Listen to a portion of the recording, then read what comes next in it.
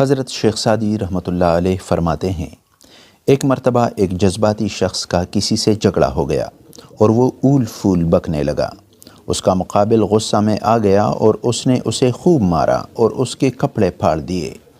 اس جذباتی شخص کی یہ حالت دیکھ کر ایک دانا شخص نے کہا کہ اگر تو عقل سے کام لیتا اور اپنی زبان پر قابو رکھتا تو تیرا یہ حال ہرگز نہ ہوتا۔